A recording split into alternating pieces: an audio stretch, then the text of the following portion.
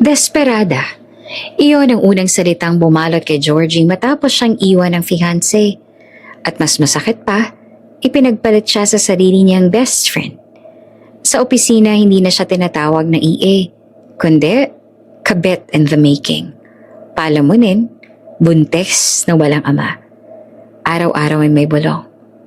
Bakit ba daw siya special? Bakit hindi siya pinapagalitan?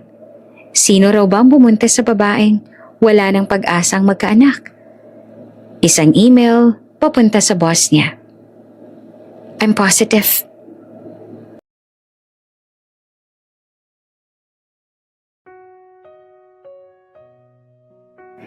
Desperada. Iyon ang unang salitang bumalot kay Georgie sa araw na natutunan niyang kaya pala siyang ipagpalit na parang lumang damit na pwedeng iwan sa silya at kalimutan. Nakatayo siya sa harap ng salamin sa maliit niyang apartment.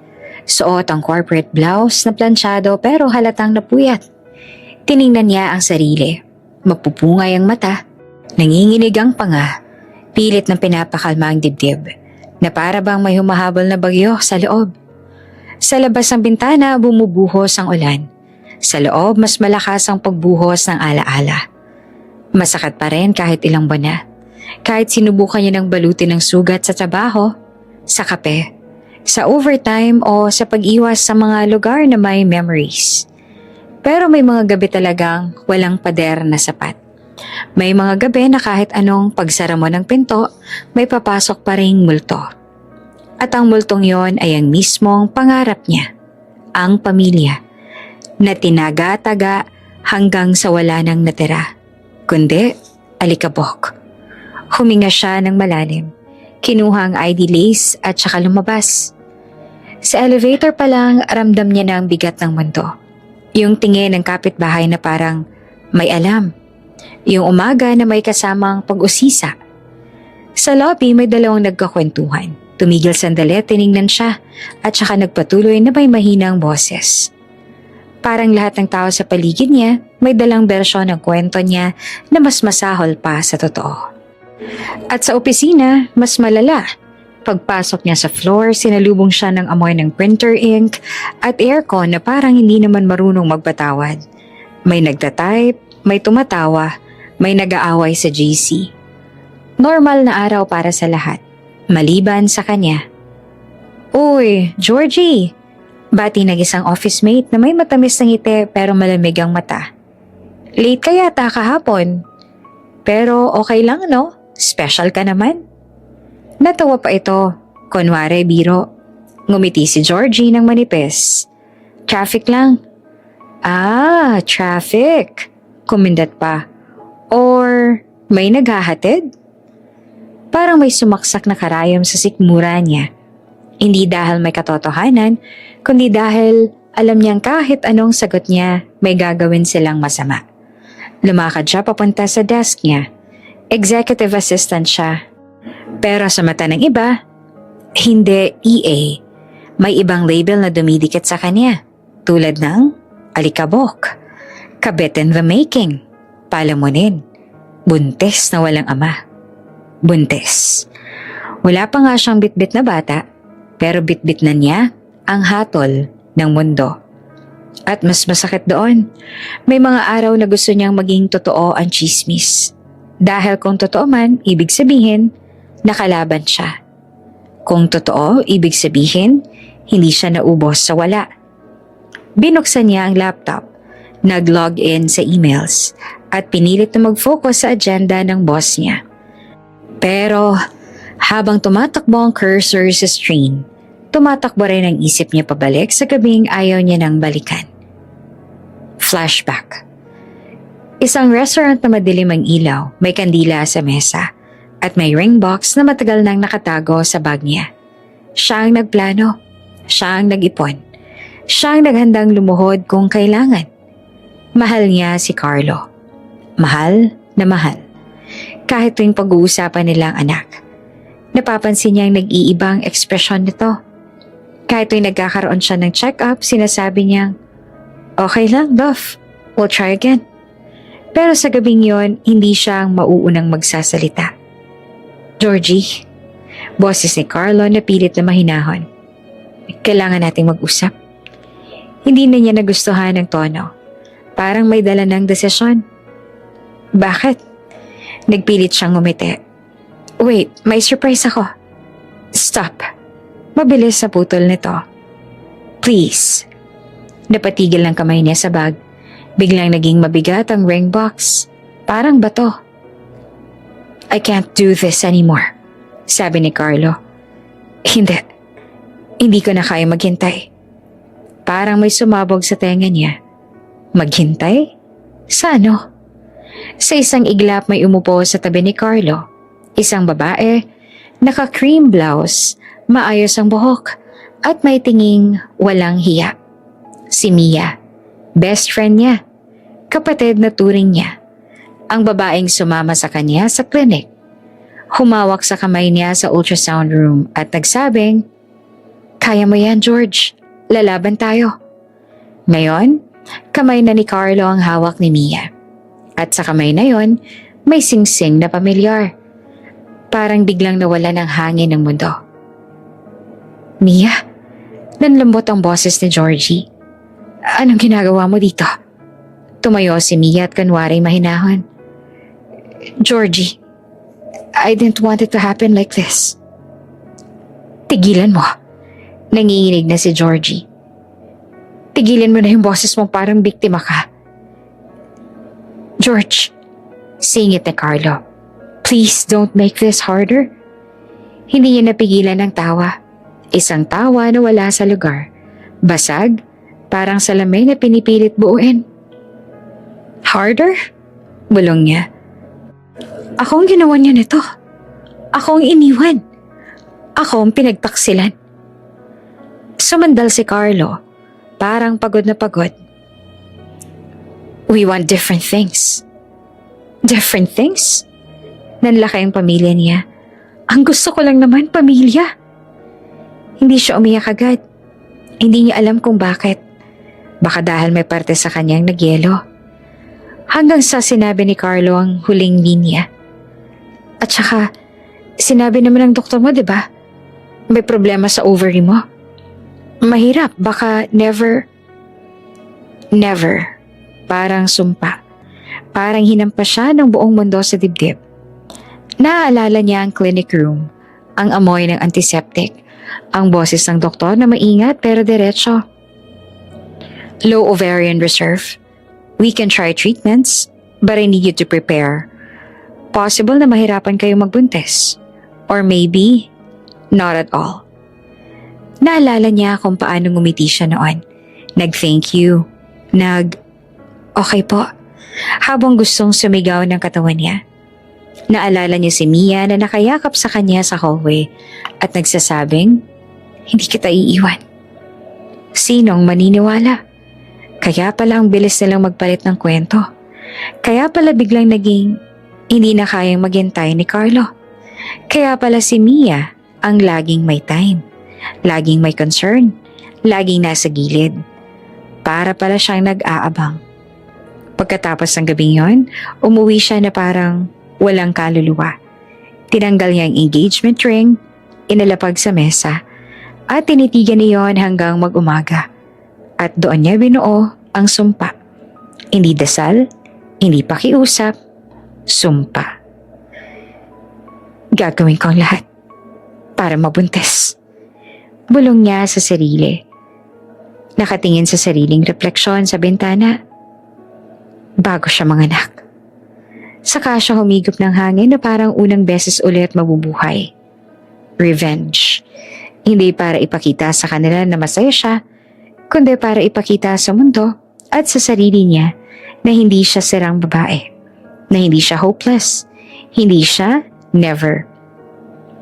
Kung kailangan niyang maging desperada para makuha ang pangarap niya, gagawin niya. Kahit walang love. Kahit walang forever.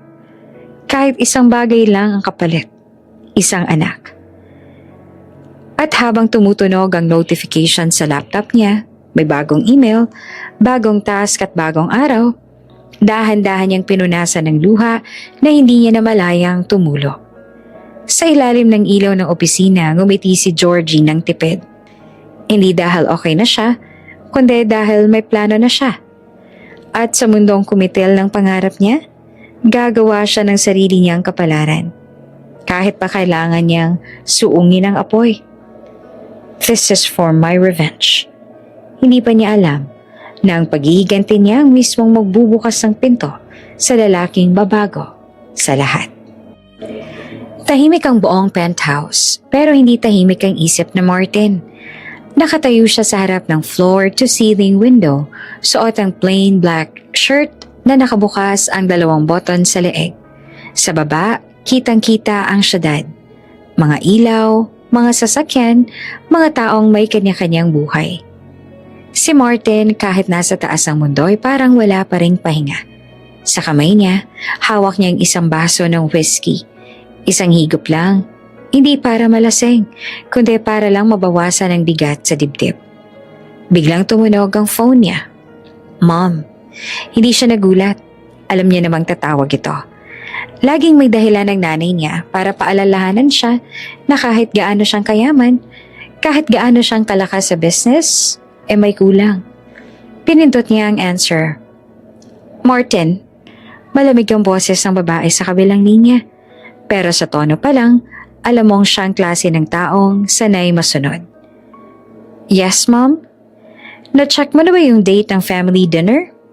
Nandoon ang mga tito mo at si Lolo.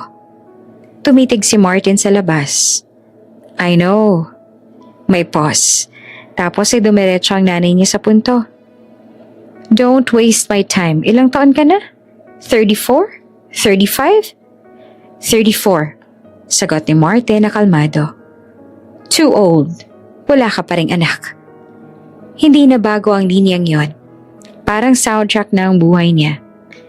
Busy ako sa kumpanya. Walang pakialam ang legacy sa busy. Tumalim lalo ang boses. Kung wala kang anak, alam mo kung kanino mapupunta ang shares mo? Sa pinsan mong si Enrique. Napakagat si Martin sa panga. Si Enrique, na walang ginawa kundi ang magpakasarap sa pera ng pamilya. Party dito, babae doon. Pero siya, ang paborito ng mga matatanda dahil may anak na. Dahil may tagapagmana. Mom, huwag kang mag-mom-mom dyan. Parang may bahid ng inis. Hindi mo kailangan ng love, Martin. Anak lang ang kailangan mo. Kahit hindi ka mag-asawa. Kahit anong setup pa yan. Tahimik si Martin. Hindi dahil wala siyang sasabihin, kundi dahil alam niyang totoo ang isang bagay. Hindi naman talaga love ang priority niya. Hindi niya hinahanap. Hindi niya kailangan. At hindi rin siya naniniwala. Mula bata siya, nakita niya na kung paanong pinapatay ng pamilya nila ang feelings ng tao. Kung paanong ginagawang transaksyon ang relasyon. Kung paanong ginagamit ang tao para sa pangalan, status, at kapangyarihan. At ngayon, siya na ang nasa posisyon. Siya na ang inaasahan. Binaba niya ang baso sa table. Dahan-dahan. Okay? Sabi niya sa phone. I'll handle it. Good. Sagot ng nanay niya na satisfied. I'm not asking. I'm reminding you of what you are. Napikit si Martin. What you are. Hindi tao. Hindi anak. Hindi lalaki. Kundi tagapagmana. Pagkababa ng tawag, tumayo siya ng mas tuwid. Pero sa loob niya, may parte na gustong sumigaw. Lumapit siya sa drawer at binuksan. May folder doon. Legal documents, company structures, estate plans, at isang pahina na naka-highlight. Requirement, heir/child for final transfer of controlling shares. Na mapangiti siya na mapait. So, ganito pala ang buhay niya. Hindi niya kailangang magmahal. Hindi niya kailangang maging masaya. Kailangan lang niya magkaanak. At kung may kapalit man yon, gagawin niya. Kahit na malamig, kahit walang puso, kahit parang negosyo lang. Dahil sa mundo niya ang pag-ibig optional lang. Pero ang anak niya, obligasyon. Sobrang liwanag ng hotel convention hall. Halos nakakasilaw yung mga chandelier sa taas. Tapos, ang daming LED screen sa paligid na may nakasulat na Future Tech Summit 20XX. May mga booth at may mga freebies. May mga tao nakasuit na parang lahat sila naka-uniforme. Sa gilid, may coffee station na non-stop ang pila. Si Georgie nakasuot ng simple pero classy na dress. Midnight blue. Sakto ang fit. Pero ang mata niya, halatang pagod. Hindi pagod sa trabaho, kundi pagod sa buhay. Tinapik niya ang ID lace sa leeg ng bata. Huminga ng malalim at pinilit itong ngumiti kahit parang ayaw ng katawan niya. Nandito siya dahil pinadala siya ng kumpanya. Networking, sabi ng boss niya. Get new contracts, sabi ng HR. Pero ang totoong reason? Gusto niya lang lumayo. Gusto niyang mailayo ang utak niya sa mga chismis sa office. Sa pangalan ni Carlo at lalo na sa babaeng nagnakaw ng lahat sa kanya. Kahit ilang araw lang, habang naglalakad siya sa gitna ng crowd, napansin niya yung ibang babae. Mga confident, mga sosyal, mga hindi halatang may dinadalang sugat. Parang sila yung tipo ng babae na pag iniwan, hindi nababasag. Si Georgie, nababasag siya araw-araw. Pero kailangan niyang magmukhang buo. Lumapit siya sa isang booth ng fertility wellness product. Hindi niya sinasadya. Napahinto lang siya kasi nakita niyang may brochure. Boost your chances naturally. Napangiti siya ng mapait. Chance? Kung alam lang nila. Kinuha niya yung brochure tapos ay bigla siyang nakarinig ng boses sa likod. Interested? Lalaki. Malalim ang boses. Hindi maingay pero may bigat. Yung tipong kahit isang tanong lang ay parang may command na kasama. Paglingon niya, muntik na siyang mapatigil. Hindi dahil gwapo lang, kundi dahil ibang dating. Matangkad, broad shoulders, suit na sobrang fit na parang ginawa para sa kanya. At yung mukha, hindi yung soft na pogi. Yung tipo ng lalaking pag tumingin, parang nakakabasa ng tao. Cold, composed, dangerous. Si Martin. Hindi pa niya alam ang pangalan pero ramdam niya agad na hindi ordinaryo. Hindi ito yung tipo ng lalaking pumupunta sa convention para manghingi ng freebies. Hindi rin siya yung tipong nakikipag-small talk. Si Georgie, instinctively nagtaas ng guard. Ano? Tanong niya na medyo defensive. Yumuko bahagyang lalaki. Tiningnan yung brochure sa kamay niya. Fertility supplements. Namula si Georgie. Parang nahuli. Oo. Natawa siya ng pilit. Hindi naman ako bibili. Curious lang. Hindi siya sanay magpaliwanag sa stranger. Pero sa lalaking to parang kailangan niyang magsalita. Tumango lamang ito. Walang judgment. Curiosity can be dangerous. Or necessary. Sagot niya bago niya napigilan ang sarili. Nagkatinginan sila at doon unang tumama ang kakaibang chemistry. Yung parang may kuryente na hindi mo get saan galing. Pare-pareho silang hindi aamin. Naglakad ang lalaki palapit sa booth. Kinuha ang isang brochure, tiningnan tapos ibinalik. Not your thing? Tanong ni Georgie. Bumaling ito sa kanya. It's complicated. Usually complicated means masakit. Bigla niyang sabi. And then natahimik siya. Ay, ang daldal mo, Georgie. Pero imbes na ma-offend, bahagyang nagtaas ang kilay ang lalaki. Parang interesado. Masakit. Ulit niya. Pero mas mahina. Yeah? Nagulat si Georgie. Pero may diin pa din siya. Naglakad sila papunta sa gilid ng hall kung saan mas tahimik. Mas maliit na lounge area. May couches, may mga plant decorations. Para silang dalawang taong napadpad sa gitna ng ingay pero parehong may gustong takasan.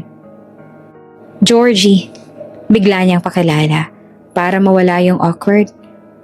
From Crestview Holdings.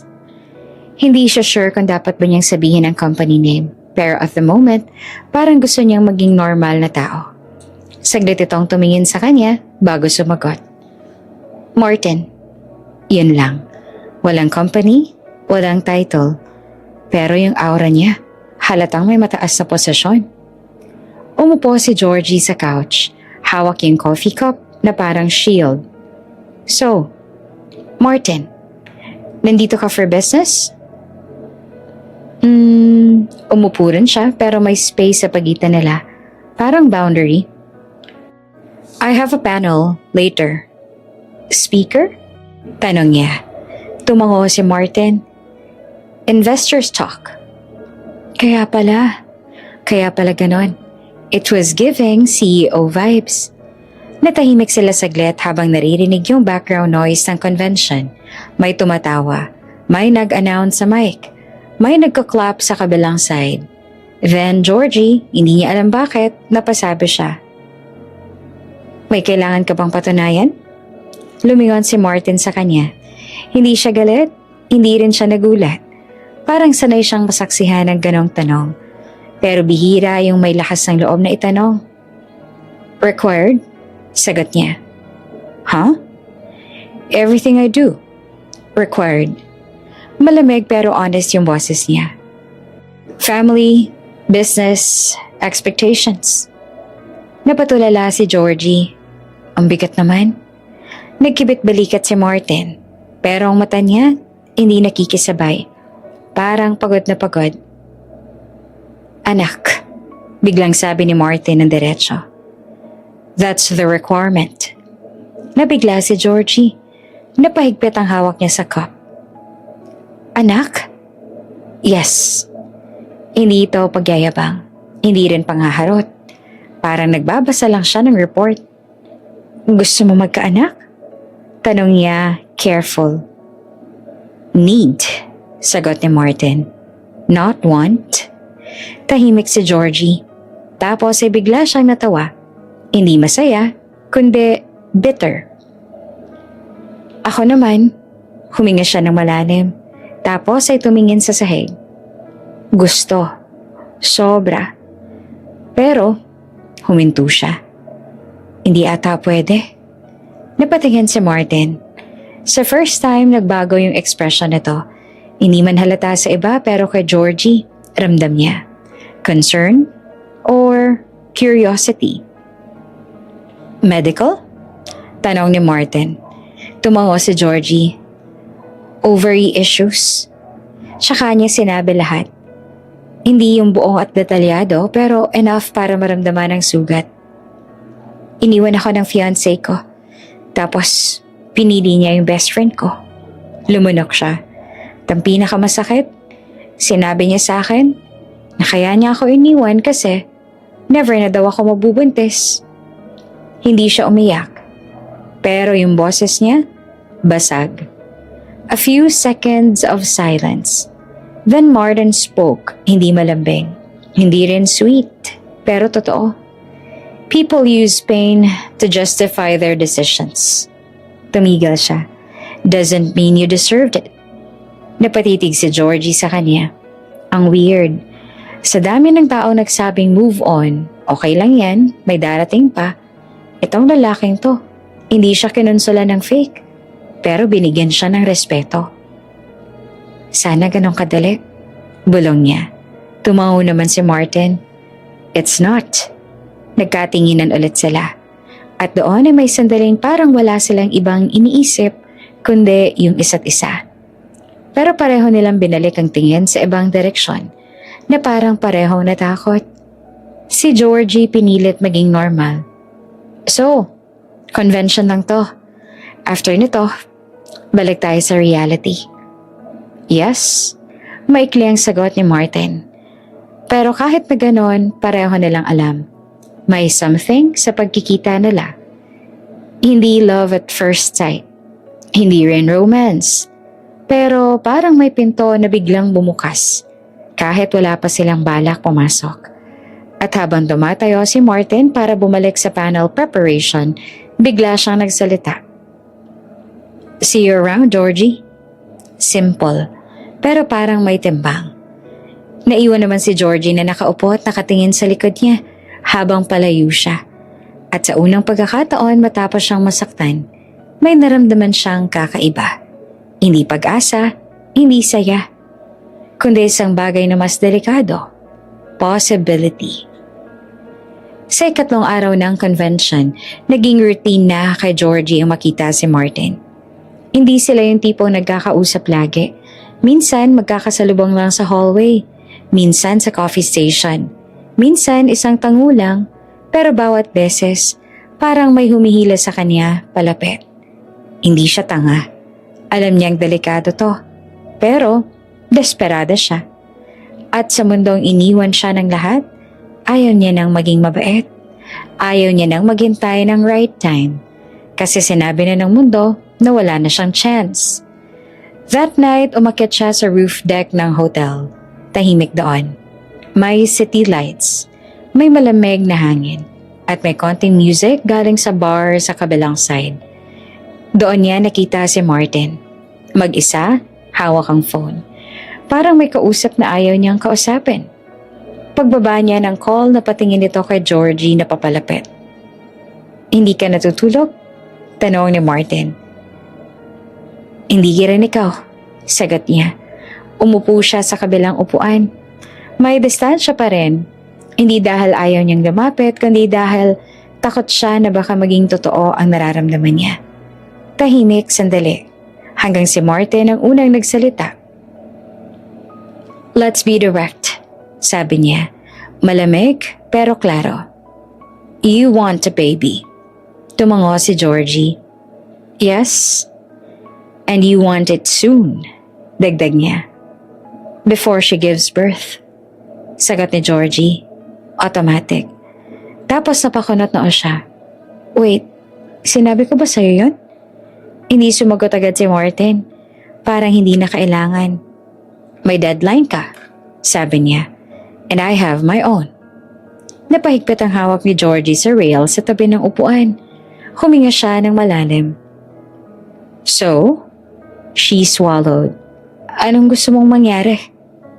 Tumingin si Martin sa kanya. Hindi bastos, hindi malisyoso, pero parang may bigat ang tingin. Yung tipong pag pumayag siya, wala nang atrasan. "A deal," sabi ni Martin. Napangiti si Georgie, pero hindi masaya. "Deal." Tumayo si Martin at lumapit ng kaunti. Hindi para takutin siya. Parang para siguraduhin lang na naririnig niya. "Convention is 1 week," sabi niya. "We try every day. No excuses." Namula si Georgie pero hindi siya umiwas. Imbes, tumango siya.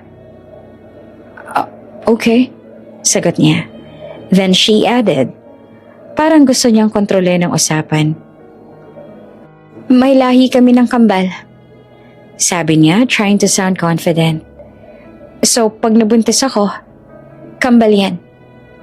First time, may very slight change sa mukha ni Martin. Parang may amusement na pilit niyang tinatago. "Kambal," ulit niya. "Yep," ngumiti si Georgie. "Para sulit." Bumalik sa seryoso si Martin. "If it works, we split." Tumigil ang hangin sa pagitan nila. "Split?" tanong ni Georgie kahit alam niya. "You keep custody," sabi ni Martin. "I'll provide everything financially. Pero may rights ako sa bata. At dapat, anak ko siya legally." Naglaban ang dibdib ni Georgie. Naramdaman niyang umiinit ang mata niya, pero pinigilan niya. Hindi ito love story. Ito ang plano niya. "Okay," sagot niya. Kasunduan. Naglabas si Martin ng phone. Mabilis na nag-type. "I'll email the terms. Purely transactional." Tumango si Georgie. "Email transaction lang. Walang lambing, walang sweet talk, walang pangako." Pero nang tumayo sila para umalis, biglang napahinto si Georgie. "Martin?" Tawag niya at lumingon si Martin. At sa ilang segundo, gusto niyang sabihin na natatakot siya, na baka masaktan siya ulit. na baka magulo. Pero imbes ang lumabas sa bibig niya, walang emotions. Paalala niya. Tumango si Martin at malamig ulit. None. Paglakad nila papunta sa elevator, pareho silang tahimik. Pero pareho rin nilang alam. Sa kasunduang ito, may mabubuo. At hindi lang bata ang pwedeng mabuo. Pagbalik ni Georgie sa kwarto niya, agad niyang chinek ang email. Nandun na. Subject line, agreement. Maikli at walang paligoy-ligoy. At sa babay isang linya. No relationship, no feelings, only results. Napahawak si Georgie sa dibdib niya. Then she whispered to herself na parang mantra. Para sa revenge. At sa kabilang kwarto, si Martin naman nakatingin sa phone. Parang may parte sa kanya na gustong bawiin ng deal. Pero huli na. Kasi pumirma na ang kapalaran. Dumating ang huling araw ng convention na parang walang nangyari. Pero para kay Georgie, parang may parte ng buhay niya ang naiwan sa hotel na yon. Sa lobby, naglabasan ng mga delegates. May nagtatawanan, may naghahabulan sa shuttle, may nagpapapicture sa tarp na may logo ng event. Si Georgie, hawak ang luggage niya. Nakamask ng okay lang na mukha. Paglingon niya, nakita niya si Martin sa di kalayuan. Naka-black suit, hawak ang phone. Parang normal lang. Parang hindi sila nagkaroon ng kasunduan.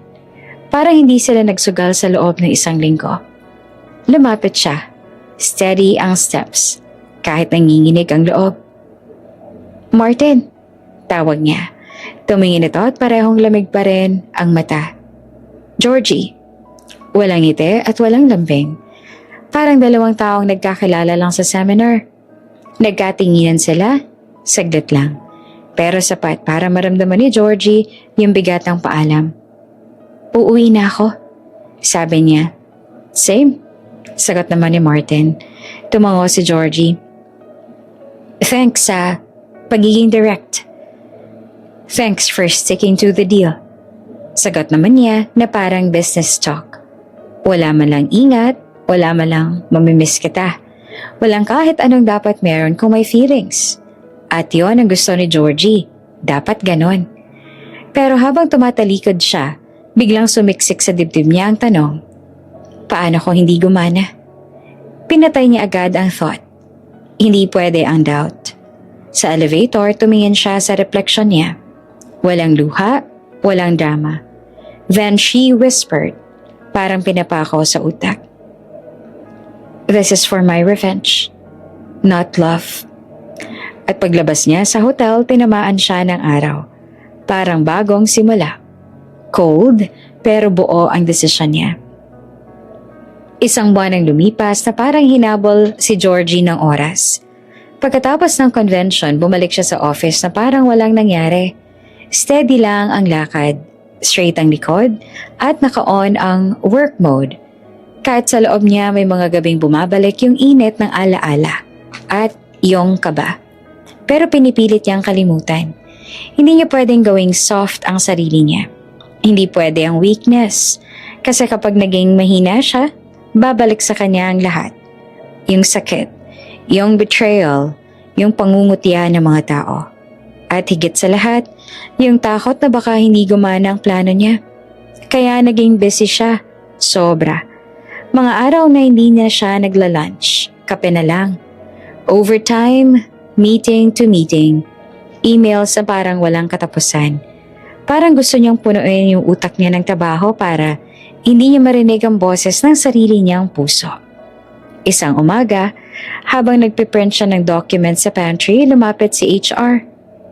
Georgie, tawag ni Ma'am Liza. Can we talk? Naka-hand carry pa nito ang folder.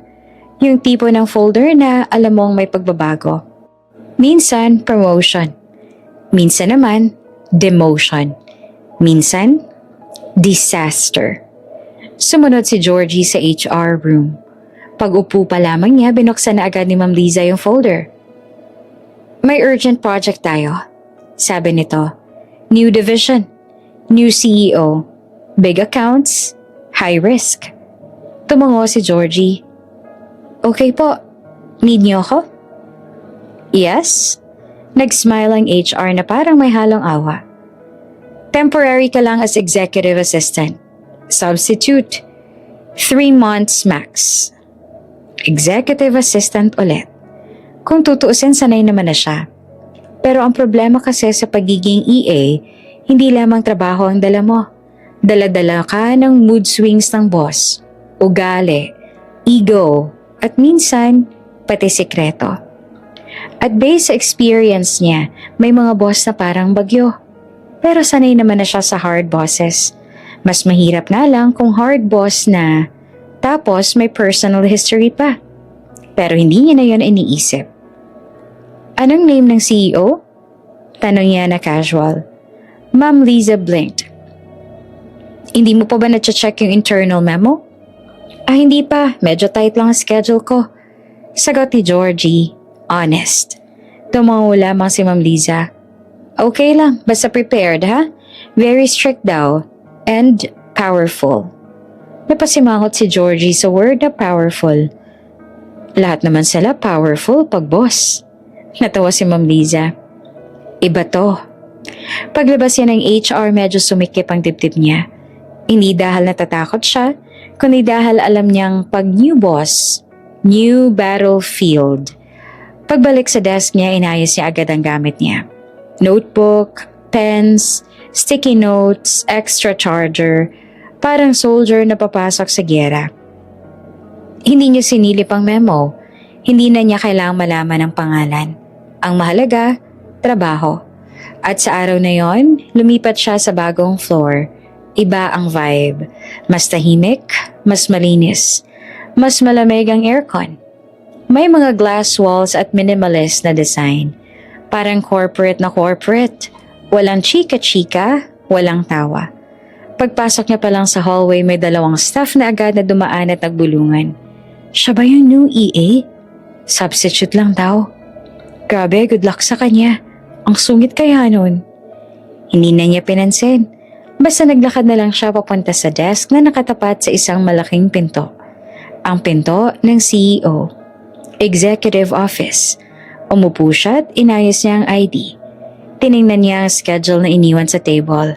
At sa unang line, nandoon, 9 a.m., CEO arrival. May 10 minutes pa. Kinabahan siya ng kaunti, pero hindi halata.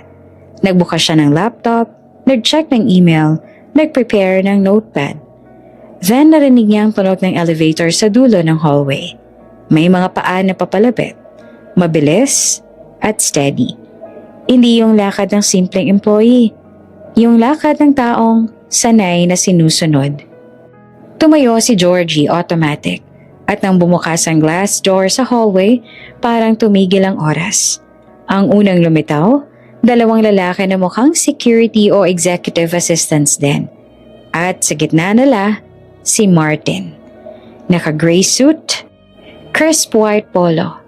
Walang tie pero mas nakakatakot tingnan. Hindi siya yung tipo ng lalaking kailangan pang magyabang ng status kasi ramdam mo agad kung sino siya. At yung mukha niya, parehong lamig pa rin. Yung aura na unang nakita ni Georgie sa convention, mas tumindi ngayon. Kasi ngayon, hindi na siya stranger. Boss na niya siya. Nanlamig ang balat ni Georgie. Parang binuhusan siya ng yelo mula ulo hanggang paa. Hindi siya nakagalaw agad. Si Martin naman tumigil rin. Hindi halata sa iba. Pero kay Georgie, alam niyang nagulat din siya. Kasi sa loob ng split second, nagbago ang mata nito. Parang may flash ng pagkilala. Tapos, agad na itinago. Parang nag-close ang pinto. At pareho nilang ginawa. Pretend. Game face. Walang history. Walang kasunduan. Walang 1-week deal. Walang mga gabing hindi dapat banggitin. Lumapit si Martin sa desk niya. Tumingin siya kay Georgie na parang unang beses pa lang nalang nagkita. Good morning. Malamig na sabi niya. Nilunok ni Georgie ang kaba sa lalamunan. Pinilit niyang ngumiti professionally. Good morning, sir. I'm Georgie Santos. I'll be your executive assistant for this project. Tumango si Martin. Martin Valencia.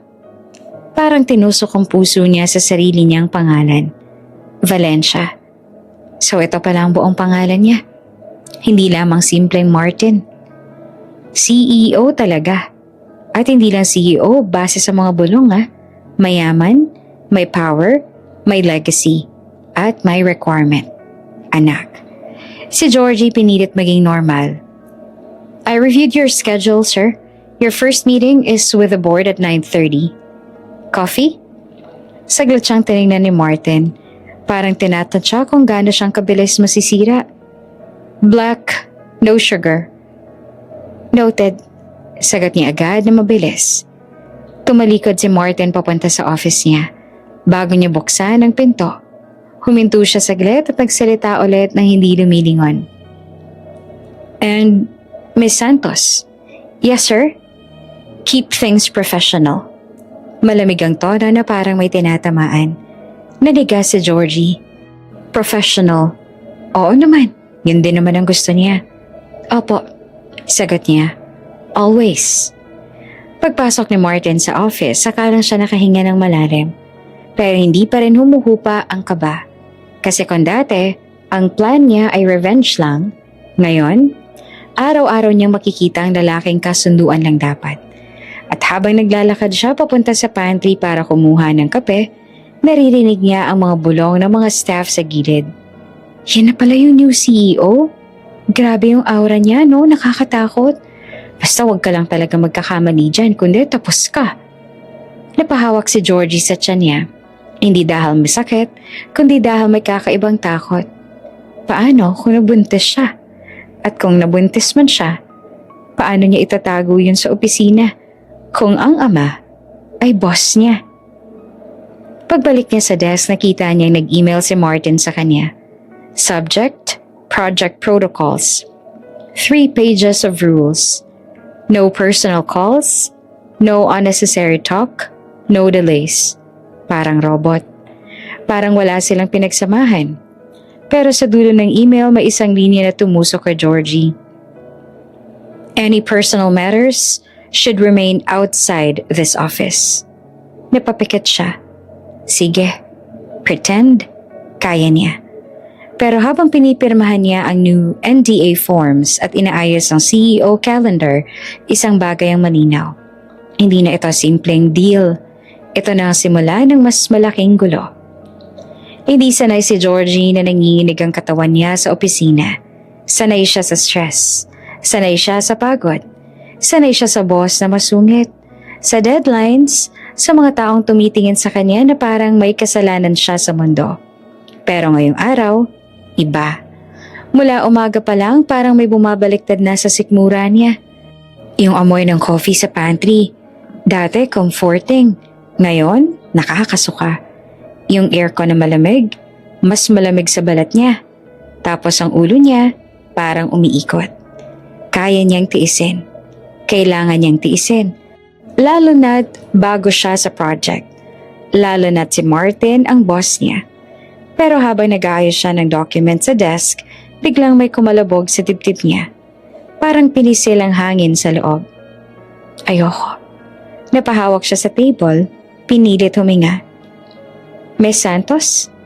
Boses ng isa sa staff, lumapit. Okay ka lang? Okay lang. Mabilis yung sagot. Medyo puyat lang. Tinuloy niya ang pagtype pero lumalabo na ang screen. Nagiging double yung letters. Nagsimula na rin maging tunog lata ang paligid. At sa hindi niya inaasahan, bumigay ang tuhod niya. Mabilis, tahimik. Parang naputol ang cord. Pero bago pa siya tuluyang bumagsak, may kamay nang sumalo sa kanya. Malakas, sigurado, at sobrang familiar ng pakiramdam. Pagmulat niya ng mata ay mukha ni Martin ang unang bumungad. Hindi siya nagsasalita, pero ang mata niya, hindi na cold, hindi na boss, concern. Georgie, mahina niyang tawag na parang nakalimutan niyang Miss Santos dapat. Napatigil si Georgie. Narinig ko pa yun? Gusto niyang tumayo agad, umiwas, magpanggap. Pero biglang sumama ulit ang pakiramdam niya. Umikot ang ulo niya. At ang susunod, naramdaman niyang binuhat siya ni Martin. Hindi bridal style na OA, pero buhat na buhat. Parang wala siyang timbang. Parang automatic sa kanya. Sir, pilit niyang sabi. Don't argue. Malamig ulit ang boses ni Martin, pero halatang pinipigilan pa lang niya. Clinic, now. Nakita ng mga tao at naramdaman ni Georgie ang mga mata nila. Yung bulong na magsisimula na naman, pero wala siyang lakas para lamanan. Pagdating sa clinic ng building, pinaupo siya agad ni Martin sa bed. Lumapit ang nurse.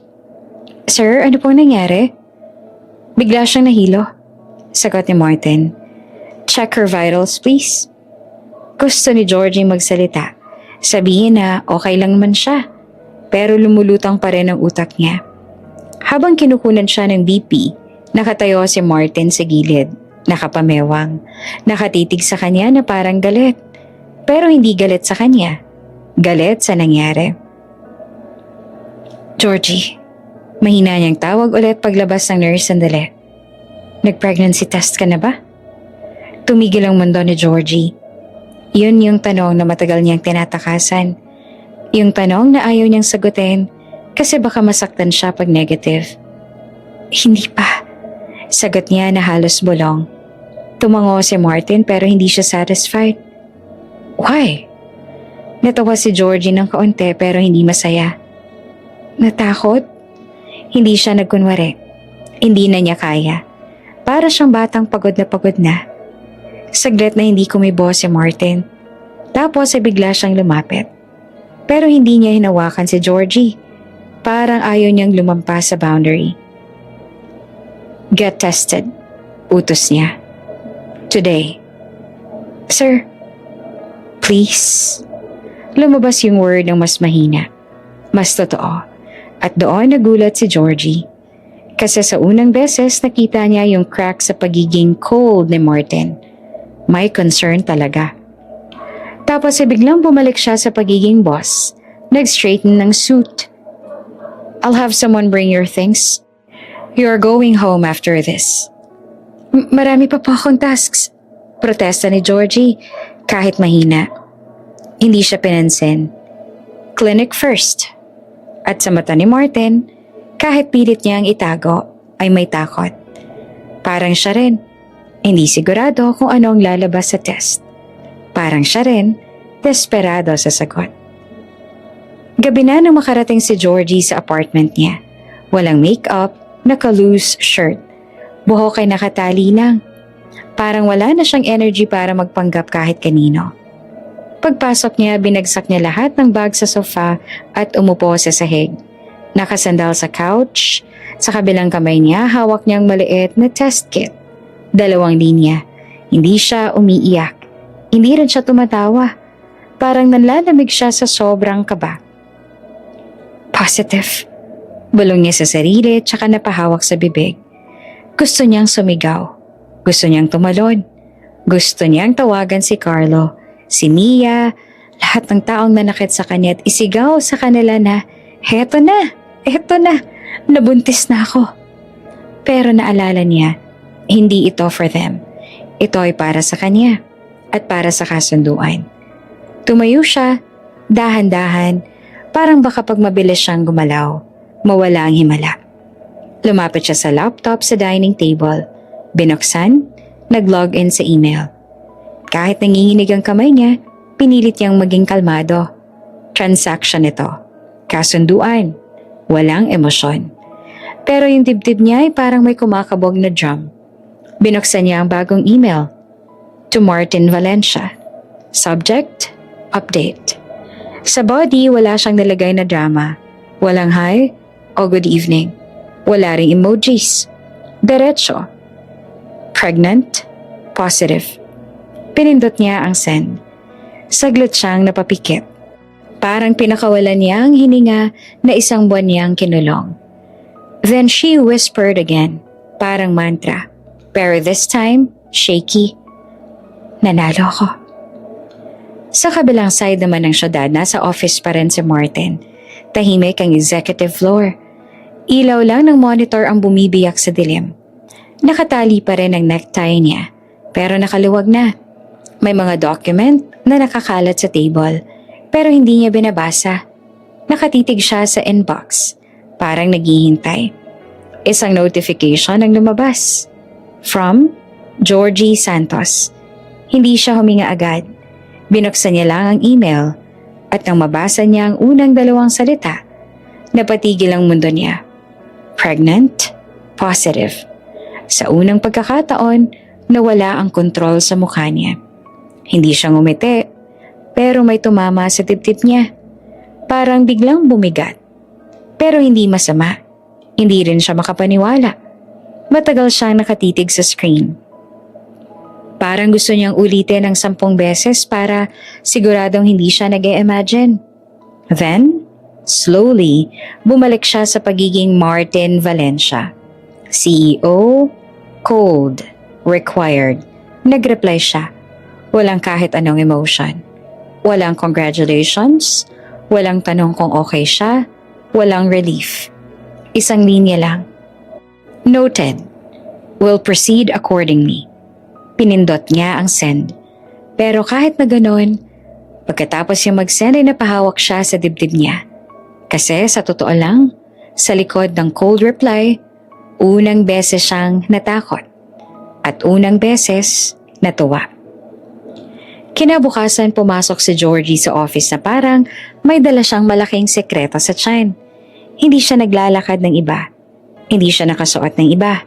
Pero sa loob niya ay parang ang laki ng nagbago. May baby. Gusto niyang hawakan ng tiyan niya every second. Parang gusto niyang siguraduhin nandun pa rin. Pero syempre, hindi pwede. Baka may makahalata. Baka magsimula na naman ang mga bulong. Pagdating niya sa desk niya, sumalubong agad si Janice mula sa admin. Georgie, may delivery ka! Excited itong sabi na parang fiesta. Napakunot si Georgie. Delivery? Para sa akin? Oo. Tinuro ni Janice yung 3 paper bag sa gilid. Ang dami oh. Sana all. Lumapit si Georgie. May malaking box ng fruits. May grapes, apples, oranges, pati avocado. May isa pang bag ng prenatal vitamins na nakaseal. May snacks pa, crackers, granola bars, tsaka ginger candies. Napatigil siya. Kanino galing? Tanong niya agad. Anonymous? Sagot ni Janice. Tapos nagtaas ang kilay. Pero feeling ko alam mo na yan. Ha? Hindi ah. Mabilis sa sagot ni Georgie pero halatang defensive. Natawa si Janice. May secret admirer ka siguro. Ayun no, may note. Kinuha ni Georgie ang maliit na white card sa ibabaw ng vitamins. Walang pangalan, walang sweet message. Isang linya lang nakaprint, sobrang simple. Take these, don't skip meals. Nanlaki ang mata ni Georgie. Hindi naman niya kailangang hulaan. Si Martin yon. Yung tono pa lang, siya na. Hindi ingat, hindi I care, hindi para sa baby. Utos. Parang boss memo. Pero sa weird na paraan, may warmth. Napaupo si Georgie sa desk niya. Hawak ang card na parang ebidensya ng isang krimen. Grabe ka Martin, ang bilis mo naman. Tumunog ang intercom. Miss Santos, boses ni Martin iyon na malamig. Business-like. Come in. Napatalon halos ang puso ni Georgie. Parang nahuli. Hinila niya ang sarili papunta sa office door. Kumatok, tapos pumasok. Si Martin ay nasa desk, nakatutok sa laptop. Parang walang nangyari. Parang hindi siya yung nagpadala ng kalahating grocery. Yes sir. Neutral niyang sabi. Parang EA lang. Tumingin si Martin sa kanya from head to toe. Mabilis lang. Pero ramdam niya yung scan. Parang chinecheck kung okay ba siya. Your schedule today? Sabi ni Martin. Adjusted? No overtime. Bumilis ang tibok ng puso ni Georgie. Sir, may dinner meeting tayo later? I'll handle it. Putol ni Martin. Nagtaas ang kilay si Georgie. Okay, sir. Oops! May break muna. Gusto mo bang ma-shoutout dito sa channel ni Ate Jane? Mag-comment lang ng lesson you learned from the latest story uploaded. Dahil pipili kami ng isang best comment of the day para i-shoutout sa susunod na upload. Kaya huwag kalimutang mag-iwan ng lesson you learned after you watch this video. Maraming salamat! Shoutout nga pala kina Eunice Tesado from Marikina City, Grace Rosario from Tubod, Lanao Norte, Mindanao, at Evangeline Come from Mindanao. Sa ating mga taga-subaybay, paki-comment naman po sa baba kung taga saan kayo para alam ko kung hanggang saan umaabot ang mga kwento ni Ate Jane at para ma-shoutout ko rin kayo sa mga susunod pang mga kwento. Maraming salamat sa pakikinig!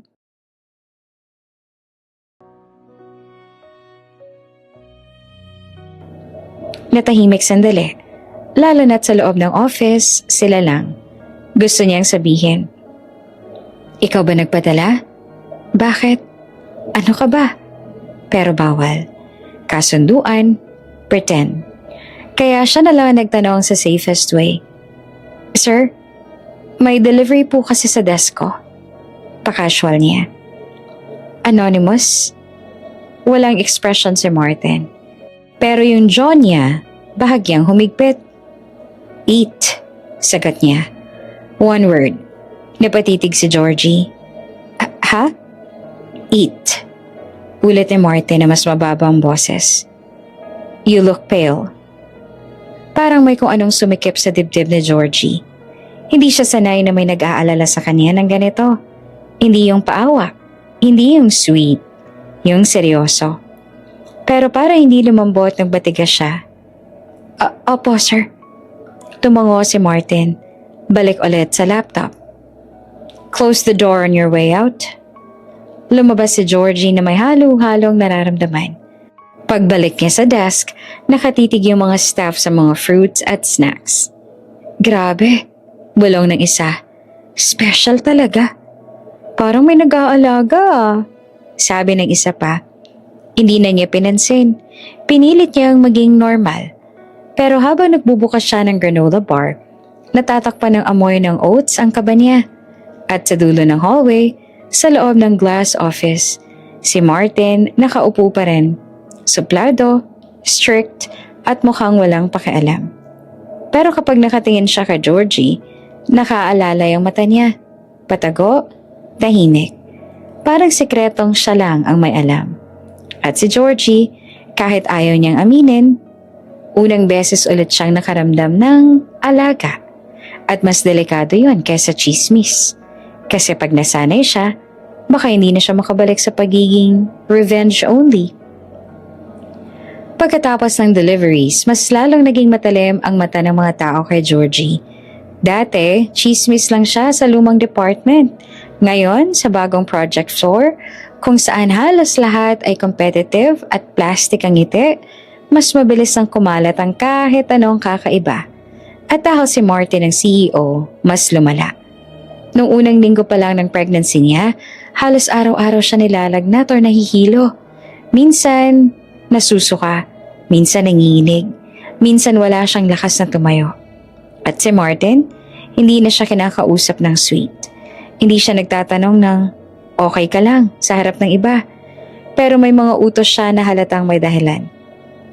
Miss Santos, leave early. Work from home tomorrow. No overtime. At pag na-late si Georgie dahil sa pagsusuka sa umaga, hindi siya pinapagalitan. Samantalang yung iba, 1 minuto lang late, may memo agad. Kaya syempre, nagsimula ang office war. Sa pantry habang kumukuha si Georgie ng tubig, narinig niya ang boses sa likod. Grabe no? Sabi ng isang babae, si Rina, senior staff na kilala sa pang-iintriga. Kay Georgie lang lenient si Sir Martin. Oo nga, sagot ng isa. Parang may something. Baka nga buntis. Bulong ni Rina. Mas malakas pa sa dapat. Single naman yun ah. Sino naman kayang ama? Tumigil si Georgie. Naka-freeze siya sa harap ng water dispenser. Nasa bibig niya na ang baso pero hindi niya mainom. Sumunod pa ang boses. Or baka kabit. Baka sugar baby. Di ba dati may issue na siya? Yung fiancé niya na iniwan daw siya? Exactly, kaya nga desperada. Parang may mainit na dugo ang umakyat sa mukha ni Georgie. Gusto niyang bumaliktad at sagutin sila. Gusto niyang sabunutan si Rina, pero pinigilan niya na lang. Di pwede, bawal mag-react. Kasi pag nag-react siya, mas lalo na lang seseryosohin ng chismis. Kaya umalis siya sa panty na parang walang marinig. Pero sa loob niya, nanginginig ang dibdib niya sa galit at hiya. Pagbalik niya sa desk, pilit siyang ngumiti sa ibang staff. Kahit gusto niyang umiyak, nilunok niya lahat. At sakto, tumunog ang intercom. Miss Santos, conference room, now. Boses iyon ni Martin. Kinabahan si Georgie. Akala niya napagalitan siya. Pagpasok niya sa conference room, nandoon si Martin. Nakatayo sa unahan. At sa harap niya nakapila ang 4 na staff, kasama si Rina. Nanigas ang lalamunan ni Georgie. Anong nangyayari? Hindi tumingan si Martin sa kanya, pero na magsalita, bumagsak ang boses niya sa buong kwarto. Let's be clear, malamig niyang sabi. I don't tolerate gossip. Not in this division. Tahimik, walang huminga. Si Rina nagsimulang magpaliwanag. Sir, we were just... Stop. Mabilis na putol ni Martin. You were spreading rumors about my employee. About her personal life. Namula si Rina. We didn't mean... You don't need to mean it. Sabi ni Martin na mas tumalim. You just need to stop.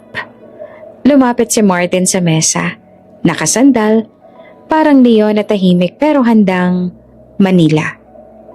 From today, sabi niya, anyone caught spreading malicious rumors gets written up immediately.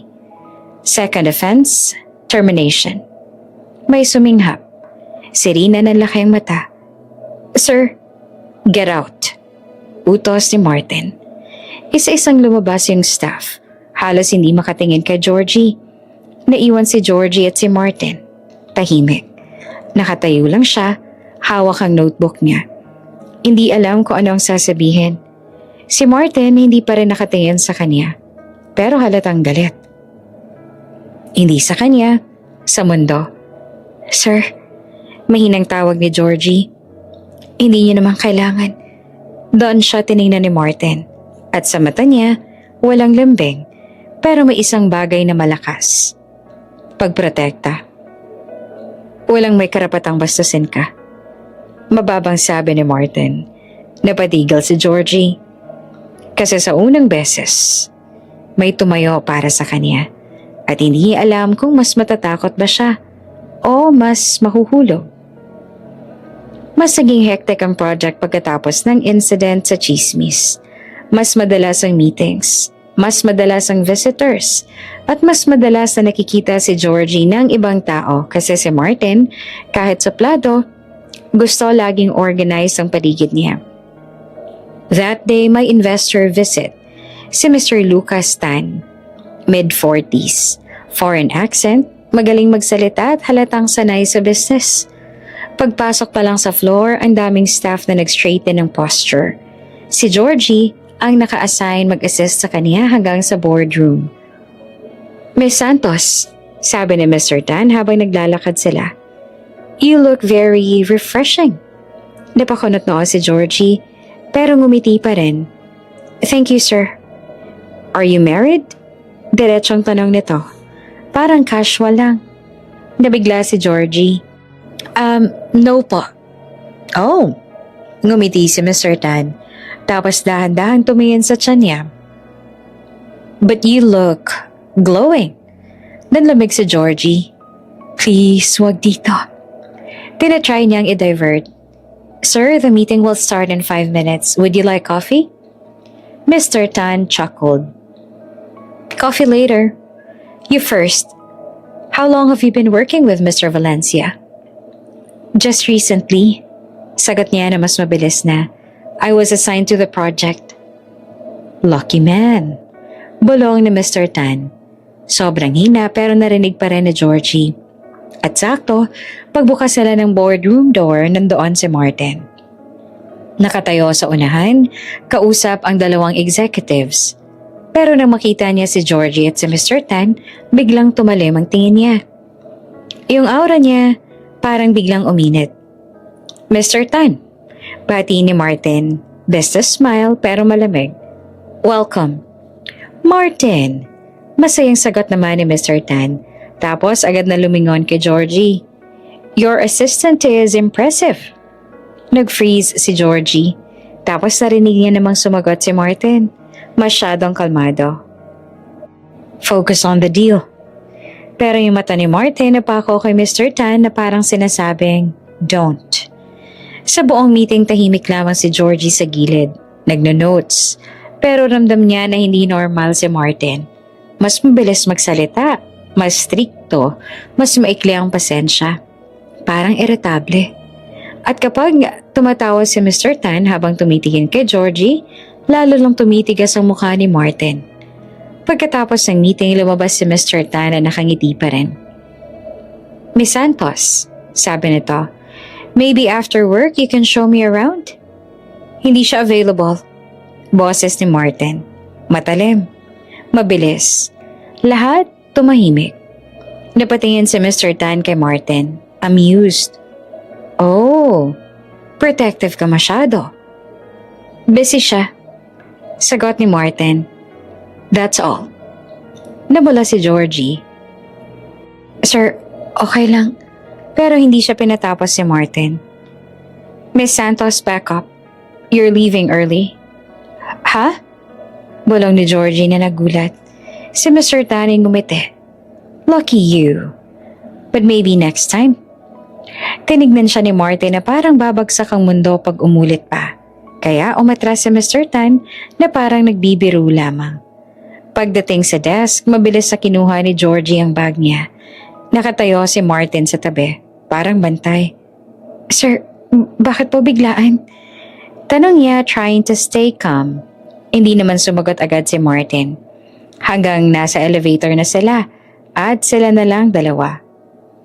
Same way tayo, sabi ni Martin na parang excuse. I'm heading out too. Pero may meeting ka pa. Cancelled. Pagdating sa parking, binuksan ni Martin ang passenger seat ng kotse niya. Naupo si Georgie. Tahimik. Sa loob ng car ay sobrang awkward. Tanging aircon lang naririnig. Then Georgie couldn't take it. Sir, tanong niya na mahina. Bakit parang galit ka kanina? Hindi tumingin si Martin, nakafocus sa daan. Hindi ako galit. Sagot niya. Ano? Nagtagal bago siya sumagot. Annoying siya, sabi ni Martin. He was too close. Napatitig si Georgie. Too close? Ulit niya. Saka lang lumingon si Martin. One quick glance. Don't misunderstand. Dagdag niya agad. I'm just avoiding complications. Pero yung tono niya, hindi convincing. At doon sa gitna ng traffic, ramdam ni Georgie na lumalalim na yung attraction na ayaw nilang aminin. Kasi kung dati deal lang, ngayon parang may selos nang sumisingit. Maaga pa lang ramdam na ni Georgie ang kaba. Hindi ito yung kaba na dahil sa office. Hindi ito yung kaba na dahil sa chismis. Iba. Ito yung kaba na may kinalaman sa loob ng katawan niya. First official prenatal visit.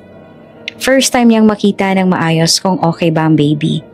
Kung normal ba ang lahat. Kung totoo ba to o panaginip lang. Habang nag-aayos siya ng bag, IDs, water, crackers, tissue, tumunog ang phone niya. Text from Martin. I'm outside. 5 minutes. Napatingin si Georgie sa screen. Outside? Nagbihis agad siya. Simple lang. Loose dress. Flats. Hair clip. Ayaw niyang magmukhang OA. Ayaw niyang magmukhang umaasa. Pagbaba niya, nandoon si Martin sa lobby. Nakasuit pa rin kahit clinic lang. Nakapamewang. Halatang inip pero nung nakita siya parang may mabilis na check sa mata niya kung okay siya. "Let's go," sabi niya. Sir, kaya ko naman mag-isa." Pilit niyang sabi habang naglalakad sila palabas. Hindi lumayon si Martin. "I know, but I'm coming." Simple, walang explanation. Sa kotse, tahimik ulit. Parang ganito sila lagi. May tension pero walang umamin. Si Georgie nakatingin sa bintana. Si Martin nakatingin sa daan. Pero ramdam niya yung presence niya. Parang may tao sa tabi mo na hindi mo pwedeng kalimutan. Pagdating sa clinic, private yung lugar. Malinis, tahimik at sosyal. May mga magazine sa waiting area at amoy lavender. Habang nagche-check-in si Georgie sa counter, naramdaman niyang may tumitingin. Paglingon niya, may dalawang babae sa kabilang side. Naka-designer bag. Nagbulungan. Tapos tumingin kay Martin. Isa sa kanila halatang may kilala. Si Martin, deadma. Pero si Georgie, napahigpit ang hawak sa bag niya. "Please, huwag ngayon." Tinawag sila ng nurse. Pumasok sila sa room. Pinaupo si Georgie sa bed, habang si Martin tumayo sa gilid. Arms crossed. Kunwari hindi interesado. Pero nung inilabas ng doktor ang ultrasound machine at nalagay ang gel sa tiyan niya, nakita ni Georgie ang pagbabago sa mata ni Martin. Hindi halata sa iba, pero halata sa kanya. Focused. Parang may takot na ayaw niyang ipakita. "Okay," sabi ng doktor, nakangiti. "Let's see." Lumabas sa screen ang maliit na image. May maliit na dot. May pulso. "Here," sabi ng doktor. Heartbeat. Napatakip si Georgie sa bibig niya. Lumuha siya at hindi niya mapigilan. Parang biglang bumagsak lahat ng bigat na dala niya. May buhay. Sa gilid, hindi gumalaw si Martin. Pero nung sinulyapan siya ni Georgie, nakita niyang nakatitig ito sa screen na parang hindi siya makahinga. "Everything looks good so far," sabi ng doktor. "But we'll monitor closely." Tumango si Georgie. Pinupunasan ng luha. "Thank you, Doc." Paglabas sila ng room, mas magaan ang pakiramdam niya. Kahit may takot pa rin. May saya rin. Pero bago pa siya makalabas ng clinic, may boses na sumabog sa lobby. "Martin!" Tumigil ang mga tao. Napalingon si Georgie. Isang babae ang papasok. Elegant, matangkad, naka-pearl earrings at ang tingin parang kutsilyo. May kasunod siyang assistant. Hindi na kailangang ipakilala. Nanay ni Martin. Lumapit ito na parang may bagyo sa bawat hakbang. "Mom," malamig na sabi ni Martin. Pero may konting tensyon. Hindi pinansin ng babae ang tono niya. Sa halip, tiningnan si Georgie mula ulo hanggang paa. Parang sinusukat kung gaano siyang kababa. "So, eto na," sabi ng mommy niya. May mapanirang ngiti. "Ito yung babae." Nanlalamig si Georgie. Biglang bumalik lahat ng insecurities niya. Parang bumalik siya sa office pantry, sa mga bulong, sa mga tingin. Pero mas malala ito, kasi pamilya ito.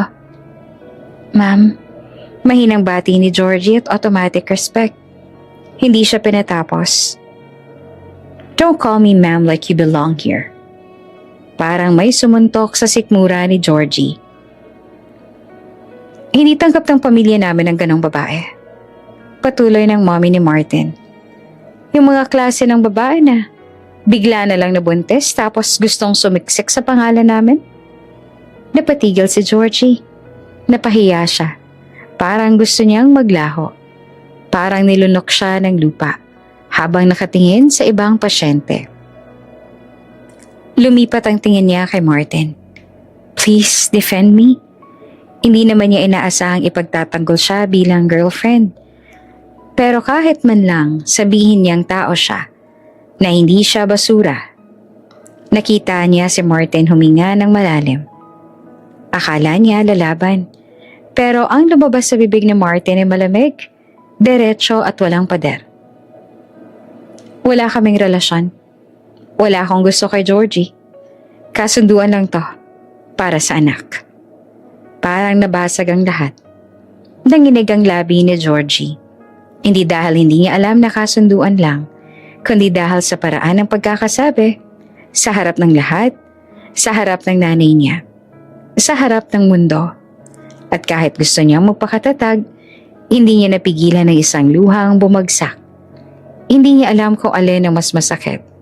Yung pang-iinsulto ng mommy o yung pag-ayo ni Martin para lang matapos ang gulo.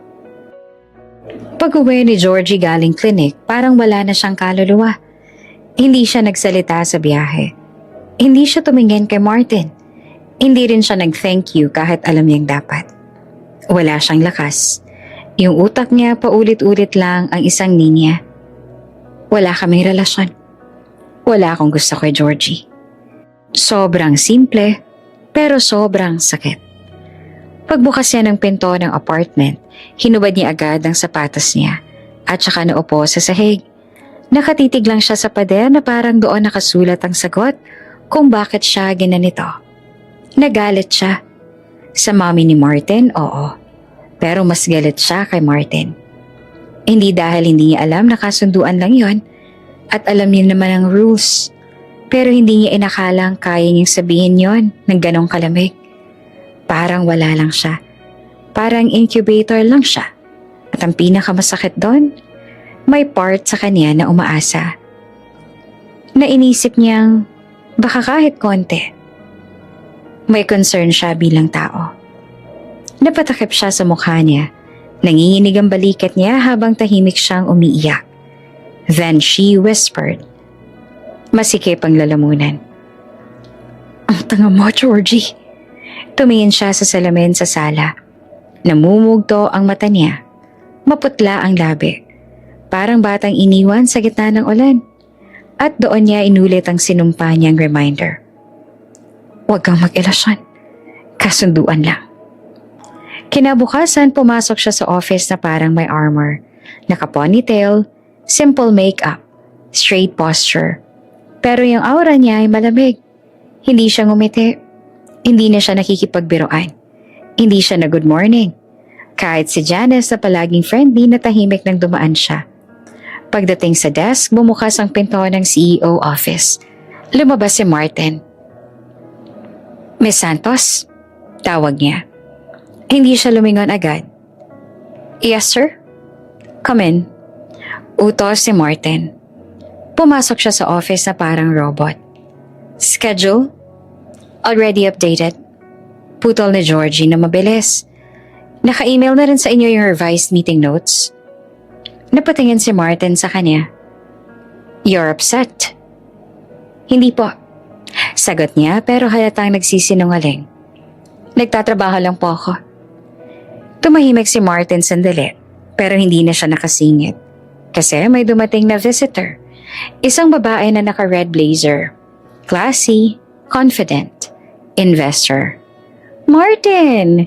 Masayang bati ng babae. Miss Delgado. Sagot ni Martin. Business smile. Si Georgie naka-standby sa gilid. Pero habang nag-uusap, si Martin at si Miss Delgado, ramdam niya na close sila. Yung tipo ng closeness na parang may history, may comfort. Tawa ng tawa si Miss Delgado. Tapos minsan, hinahawakan pa ang braso ni Martin habang nagbibiro. At si Martin, hindi umiiwas. Hindi niya alam bakit biglang kumulo ang dugo ni Georgie. Akala niya okay lang. Wala naman sila. Pero bakit parang sinisikipan niya? Nagulat siya sa sarili niyang reaksyon. Biglang naging sharp ang tono niya pag nagsasalita. Coffee po ba, Miss Delgado? Tanong niya. Pero parang may patalim. Oo, sagot ng babae at ngumiti. Ikaw pala si Georgie. I heard you're his new assistant? Temporary lang po, sagot ni Georgie. Masyadong mabilis. Nagtaas ng kilay si Martin pero hindi nagsalita. Paglabas si Georgie para kumuha ng coffee, hindi niya mapigilan ng inis. Hindi niya alam kung kanino siya galit. Sa sarili ba niya? Kay Martin? Or sa babaeng yon? Pagbalik niya, narinig niya nagsasalita si Miss Delgado. So Martin, dinner tayo soon? Like the old times? Tumigil ang kamay ni Georgie sa tray. Sobrang bigat ng dibdib niya. Pagkaalis ni Miss Delgado, tumahimik ang office. At doon tinanong siya ni Martin ng diretsyo. Nagsiselos ka ba? Napatigil si Georgie. Napailing siya at tumawa na pilit. Sir, para saan? Wala namang tayo. Ang sakit bigkasin. Pero, iyon ang totoo. Dapat. Lumapit si Martin. Hindi mabilis, hindi aggressive. Dahan-dahan. Parang ayaw niyang takutan siya. Georgie. Tawag niya sa pangalan niya ulit at yung paraan na parang hindi boss. Please stop. Sabi ni Georgie at umiwas ng tingin. Hindi ko kailangan ng explanation. Pero bago pa siya makalayo, hinawakan ni Martin ang kamay niya. Mainit, matigas ang grip, pero maingat. Parang gusto niyang humingi ng tawad pero hindi marunong. Nagkatinginan sila. At sa mata ni Martin, unang beses siya nakita ang softness na hindi para sa ibang tao. Sorry, bulong ni Martin. Nanlaki mata ni Georgie. Ano? About sa clinic? Dagdag ni Martin na mahina. I didn't mean it like that. Pero sinabi mo. Pabulong niyang sagot, nanginginig. Huminga ng malalim si Martin. Yun lang yung paraan para tumigil si Mom. Kung pinaglaban kita, mas lalala. Tahimik si Georgie pero masakit pa rin. Tao ako, bulong niya. Hindi lang ako kasunduan. Tumango si Martin at parang tinamaan. I know, sabi niya. And I'm sorry. Hindi niya binitawan ang kamay niya. At sa maliit na hawak na yon, unti-unting nabasag ang pader ni Georgie. Kasi kahit ano pang sabihin nila, kahit contract pa, may puso nang sumisingit. At pareho na nilang alam, delikado na sila. Lumipas ang mga buwan na parang roller coaster. Lumaki na ang tiyan ni Georgie. Mas madaling mapagod. Mas madalas mahilo. Pero mas matibay ang loob niya. Lalo na ngayon. Dahil sa kabila ng gulo, may isang tahimik na routine silang ni Martin na parang lihim na kasunduan na mas malalim pa sa papel. Hindi sila sweet sa office. Hindi sila nag-holding hands. Pero si Martin laging may paraan. May driver na ready. May snack sa drawer niya na may go home early. Kapag nakikita niyang namumutla siya, at kahit ayaw aminin ni Georgie, may parte na siyang masaya. Hanggang dumating ang isang araw na ayaw niyang dumating. Nakatanggap siya ng balita. Nanganak na raw si Mia. Nasa ospital na. Si Carlo ang kasama. Hindi niya na dapat pakialaman, pero parang may humila sa kanya. Hindi dahil gusto niya makieksena, kundi dahil gusto niyang makita ang katapusan ng chapter na nanakit sa kanya. At isa pa, weird man, pero gusto rin niyang ipakita sa sarili niyang kaya niyang humarap. Kaya, nandun siya. Isang private hospital. Malamig, puti, amoy disinfectant. Naglakad si Georgie sa hallway na parang may dalang bigat sa bawat hakbang. Kasunod niya si Martin. Nakakap siya at plain jacket. Parang ayaw mapansin. Hindi siya yung tipong madaling makilala ng ordinaryong tao kung hindi mo alam ang pangalan niya. At sa ospital, walang nag-e-expect na may CEO na nandun. Sure ka? Tanong ni Martin habang papalapit sila sa nurse station. Tumango si Georgie. Sandali lang. Gusto ko lang matapos na to sa utak ko. Hindi na siya tinanong pa. Tumango lamang si Martin. Parang bodyguard na tahimik. Habang hinihintay ni Georgie yung nurse na mag-confirm ng room, may narinig siyang tawa sa likod. Tawang pamilyar. Nag-freeze ang katawan niya. Paglingon niya, nakita niya si Carlo. Nakaupo sa waiting area. Hawak ang phone, nakangiti na parang hero. Sa tabi niya ang nanay ni Mia. At sa gilid, may bouquet of flowers. At ilang segundo lang, lumabas si Mia mula sa room. Naka-wheelchair, may blanket, at halatang pagod pero masaya. Carlo, malambing na tawag ni Mia. Tumayo naman si Carlo at parang excited. Love? Nagkatinginan sila. Tapos hinalikan ni Carlo ang noon ni Mia. Parang may kutsilyong humiwa sa dibdib ni Georgie. Pero hindi siya umiyak. Hindi na siya yung dating Georgie na luluhod sa sakit. Nakatayo siya, matatag. Hanggang sa napansin ni Mia ang presensya niya. Nawala ang ngiti ni Mia. At si Carlo nang makita siya, tumawa. Tingnan mo to, sabi ni Carlo na malakas at parang gustong mapansin. Si Georgie. Napatigil ang ibang tao sa hallway.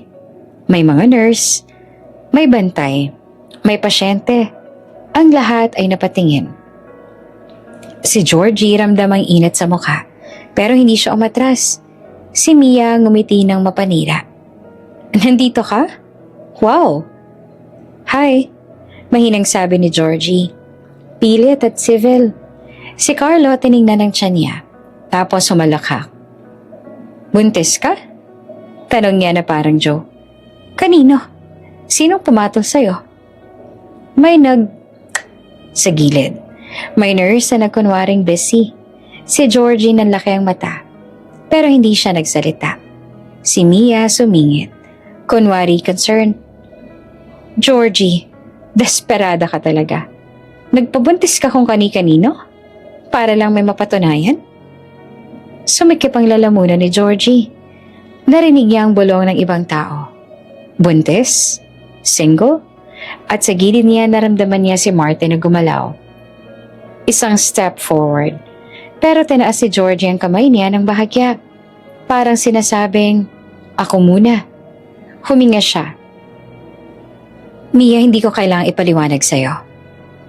Tingnan mo nga siya, sabi ni Carlo na mas malakas. Desperada.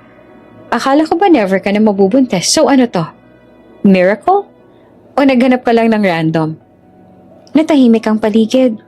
Ang sakit. Pero iba na ang tama. Hindi na siya wasak. Galit na siya. At bago pa siya makasagot, biglang may nag-click. Flash. May isang babae sa likod na friend ni Mia. May hawak na phone at kinunanan siya. Nakita ni Georgie yung smirk na to. Uy, magandang kontento. Bulong ng babae. Tapos ay nag-type agad sa phone at nanlamig si Georgie. Paki-delete. Ano? Public place to. Sagot ng babae sabay tawa. Si Martin ang biglang lumapit. Pero hindi siya sumigaw. Hindi siya nagdrama. Malamig lang niyang sinabi. Delete it. Napatingin yung babae kay Martin. Plain lang ang suot niya. Cap at walang label. Kaya tumawa lang ito. Who are you?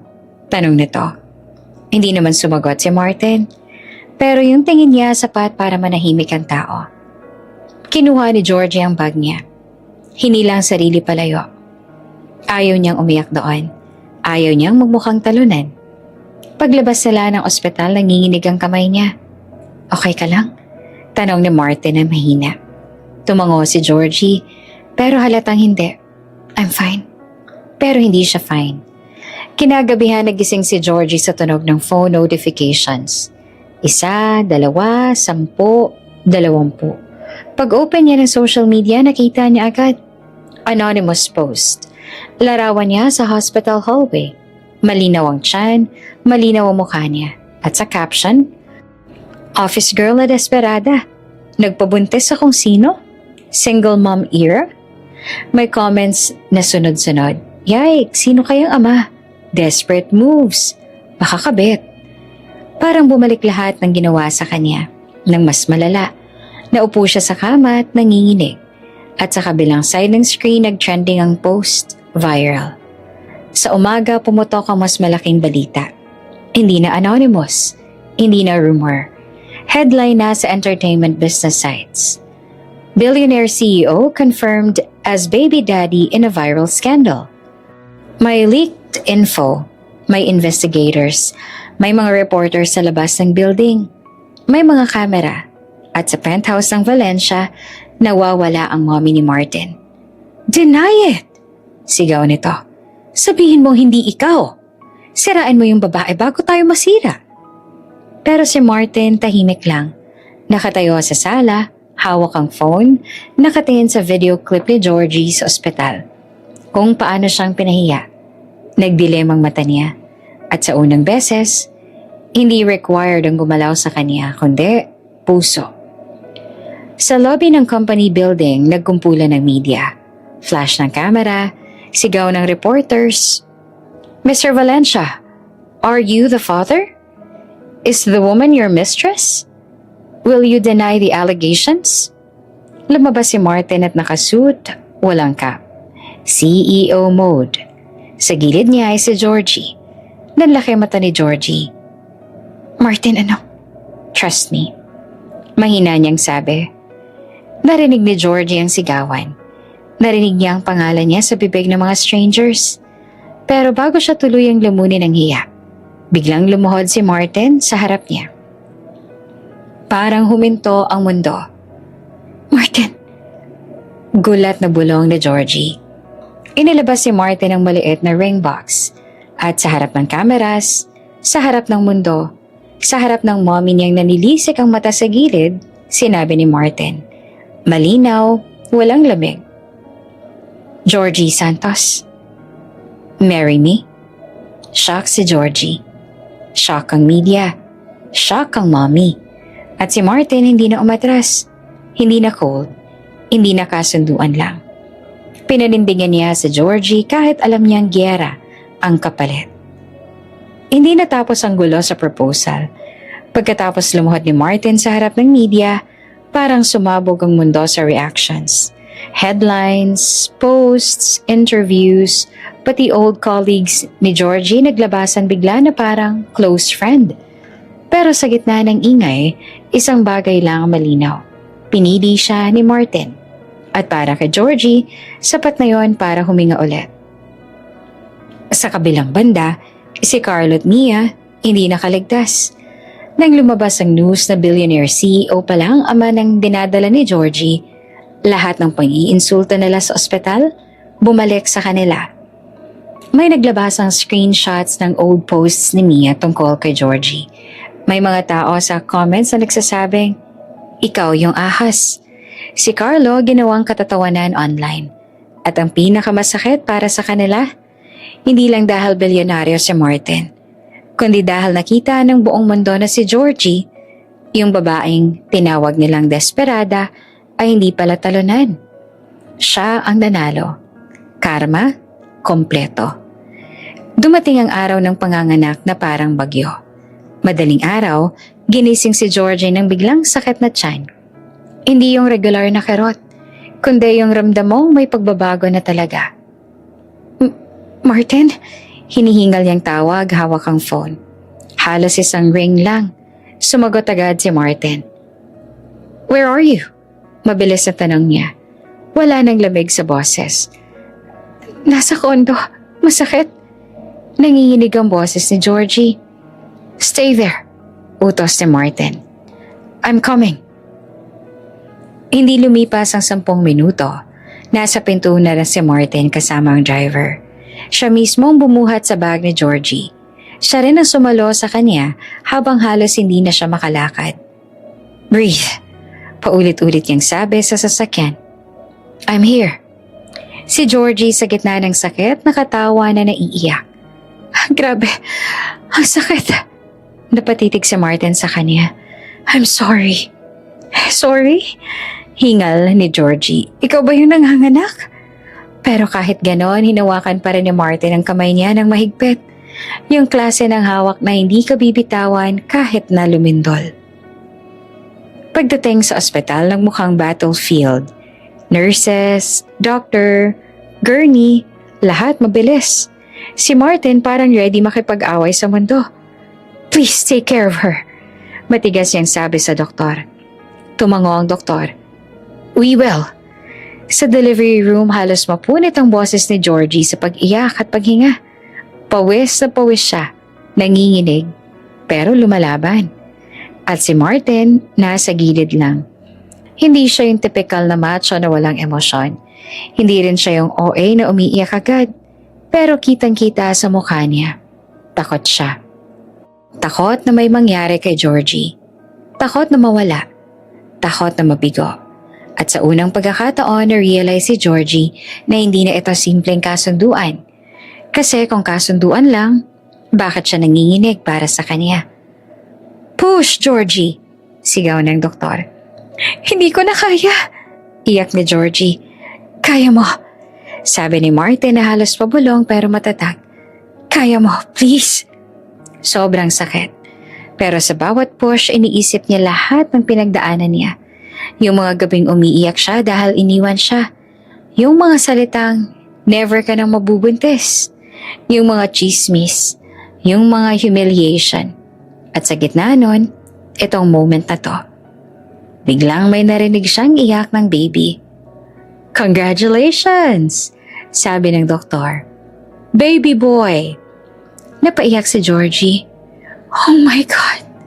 Pero bago pa siya makapagpahinga, "Wait," sabi ng nurse. "May isa pa." Nanlaki mata ni Georgie. "Ha?" Ngumiti ang doktor. "Twin pregnancy." Natawa si Georgie na may luha. "Sabi ko na." Sumunod na iyak. "Baby girl." Tahimik ang buong kwarto sandali. Parang huminto ang mundo para pakinggan lang ang dalawang bagong buhay. At doon nakita ni Georgie si Martin. Nakatitig siya sa dalawang babies. Parang hindi siya makapaniwala. Tapos biglang tumulo ang luha niya. Una, isa, tapos dalawa. Tapos hindi na niya napigilan. Umiiyak siya. CEO na may bakal na aura. Umiiyak na parang batang unang beses nakakita ng himala. "Martin," pabulong na tawag ni Georgie. Lumapit si Martin at hinawakan ng pisngi niya. "You did it. You did it. You're amazing." At sa luha niya doon na pagtanto ni Georgie na tapos na yung dating buhay niya. Wala na yung desperada. Wala na yung babaeng hinahabol ng revenge. Ngayon, nanay na siya. At hindi na siya mag-isa. Pagkalipas ng ilang linggo ay mas tahimik na. May media pa rin, oo, pero natutunan nilang protektahan ng pamilya nila. At sa isang private chapel na puno ng white flowers at soft lights, ikinasal sila. Hindi na para sa public image. Hindi para sa mana, kundi para sa totoo. Sa harap ng pamilya, sa harap ng mundo, at sa harap ng dalawang sanggol na tahimik lang sa stroller, pinangakuan ni Martin si Georgie. "Hindi ko na uulitin ang kasunduan, malamig," sabi niya. "Pipiliin kita araw-araw." Umiyak si Georgie, tumango, at habang nakatingin siya sa kambal, naalala niya yung sinumpa niyang revenge. Pero ngayon, iba na. Hindi nagalit, kundi pasasalamat. Akala niya kambal ang magiging revenge niya, pero kambal palang biyayang magpapabago sa buhay nila.